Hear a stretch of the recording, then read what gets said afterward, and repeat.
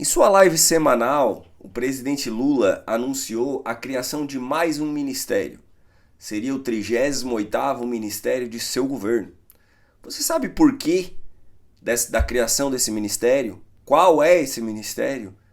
E você sabe efetivamente como funciona o ministério, quais as suas atribuições? Se não sabe, vem comigo que nesse vídeo eu vou tentar te passar essas informações.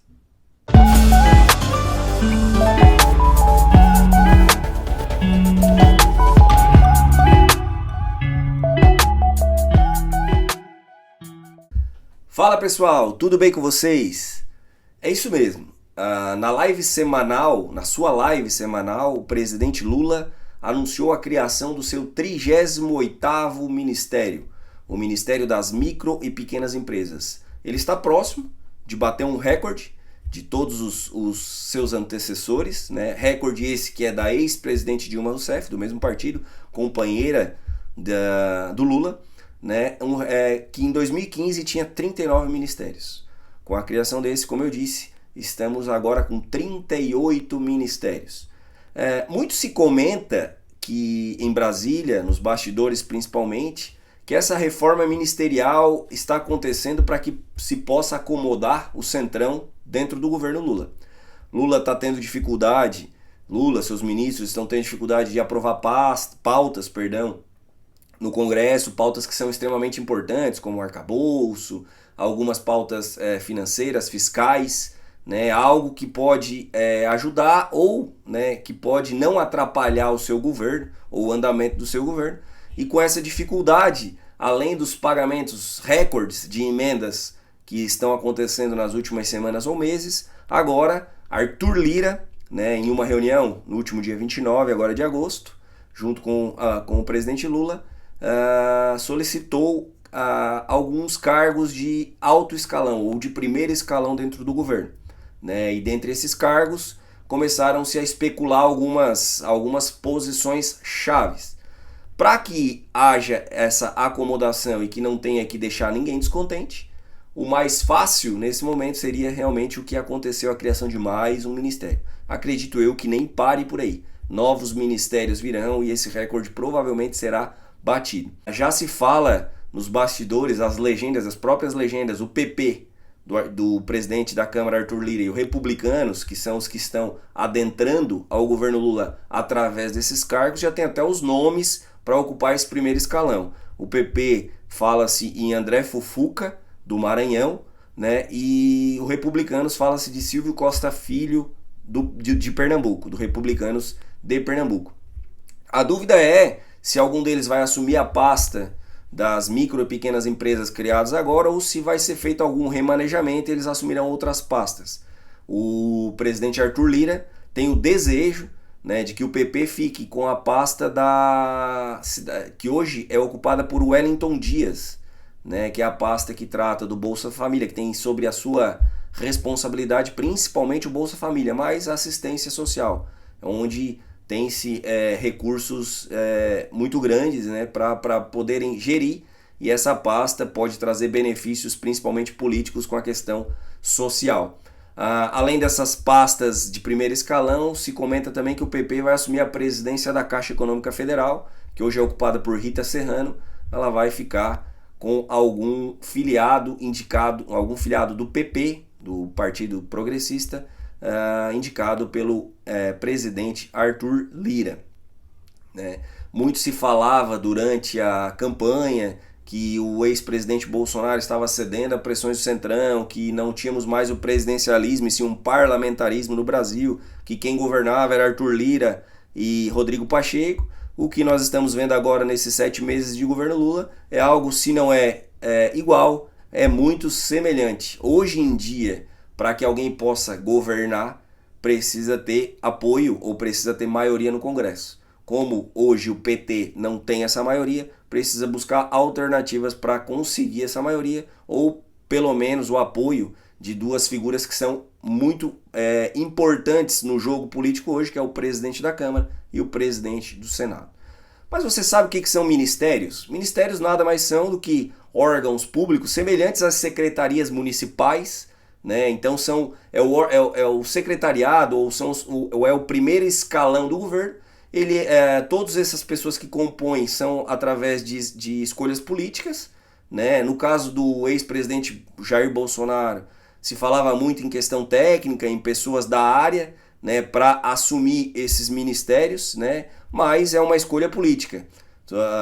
O presidente é que faz a nomeação, é uma escolha diretamente do presidente, principalmente para esses primeiros escalões. Tanto que, se formos levar em consideração hoje, temos alguns exemplos aqui de que realmente não são pessoas da área que estão comandando algumas pastas. Hoje no Ministério das Comunicações, quem é o ministro é Juscelino Filho do União Brasil. Ele é médico, ele até envolveu-se em polêmicas recentes com a utilização do jato da FAB para ir a leilões de cavalos, leilões, de gado, enfim, né? Então, médico na pasta das comunicações. Na pasta do Ministério da Defesa, o ministro é José Múcio Monteiro, que já foi ministro em outras pastas em governos anteriores, e ele é um engenheiro civil. Hoje ele não faz parte de nenhum partido. No Ministério do Desenvolvimento Agrário, né, nós temos hoje no Brasil o Ministério da Agricultura e o Ministério do Desenvolvimento Agrário. Até hoje eu não consegui entender muito bem a diferença entre eles, mas enfim. Hoje, o responsável, o ministro do Desenvolvimento Agrário é Paulo Teixeira, um advogado filiado ao PT. Na minha pasta, que é a pasta da saúde, a ministra da saúde é Nízia Trindade, uma socióloga, né, e que hoje não está afiliada a nenhum partido.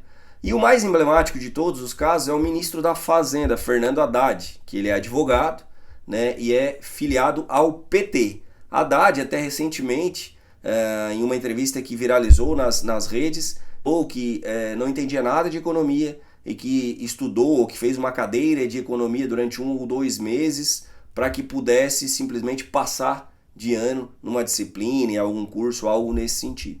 De vez em quando, eu estudei 2 meses de economia. Mas será que esse aumento de ministérios pode impactar diretamente nos cofres? Ao que parece, sim. Por quê? Para vocês terem uma ideia, hoje, né, o Ministério da Justiça e Segurança Pública tem 35.660 servidores. O Ministério da Fazenda, 51.550. No Ministério da Saúde, 41.511. Ah, Thiago, mas você está falando só pastas de mais relevância. A gente tem uma outra aqui, que é o Ministério de Gestão e da Inovação em Serviços Públicos. Tem 452 servidores. Hoje, em média, o primeiro escalão, ministros e seus correspondentes mais próximos, ou as pessoas que trabalham mais próximas dos ministros, tem um custo mensal de 34 milhões aos cofres públicos. Tá? Nesse custo não está incluído os cargos comissionados de empresas estatais, por exemplo, como Petrobras, como, né, enfim, qualquer outra empresa estatal, as autarquias, as fundações, agências, bancos públicos, enfim, somente os ministros e os seus secretariados diretos, né? Basicamente, a tendência é que com a criação de novos ministérios, essa conta aumente. Uma das prerrogativas principais citadas por Lula para a criação do Ministério das Micro e Pequenas Empresas é auxiliar as empresas brasileiras hoje para que tenham fomento, para que possam evoluir. Mas tem um dado que ele é muito relevante. Nos 7 meses de governo Lula, né, desde o início de janeiro até hoje, nós tivemos um aumento de 55,7% no número de pedidos de recuperação judicial das empresas. Então, em 7 meses, aumentou em 55%, ou quase 56%, o número de pedidos de recuperação judicial, que é um meio utilizado pelas empresas para que elas não sejam declaradas ou que elas não tenham declaradas a sua falência. Né? Esse processo ele permite que as companhias ou que as empresas possam suspender ou renegociar partes de suas dívidas, né? Podendo passar por um período em negociações, né? Evitando encerramento das suas atividades, demissões, né? E até faltas de pagamentos. Então, eu acho, na minha opinião, seria mais interessante atuar diretamente com as empresas, né, fortalecendo as micro e pequenas empresas de forma direta, né, através do que já tem hoje no serviço público ou enxugando a máquina pública, que é um passo que a gente não vê o atual governo dar, e de repente o enxugamento da máquina pública, a redução da carga tributária, né, a diminuição da carga do Estado nas costas dos trabalhadores, poderia ter uma influência muito maior do que mais criação de cargos, mais criação de empregos, a criação de um novo ministério, o aumento das contas públicas e, por consequência, para que as contas possam fechar, o aumento da carga tributária. Veremos como é que vai ficar esse jogo político do Centrão, do atual governo, e como vai ficar tudo isso relacionado às micro e pequenas empresas que basicamente fazem o nosso país andar hoje em dia. Tá certo, pessoal? Quem gostou aí, curte, dá like, compartilha o máximo possível, né, para ajudar a gente a trazer mais conteúdos aí de relevância no nosso dia a dia aí. Tá certo?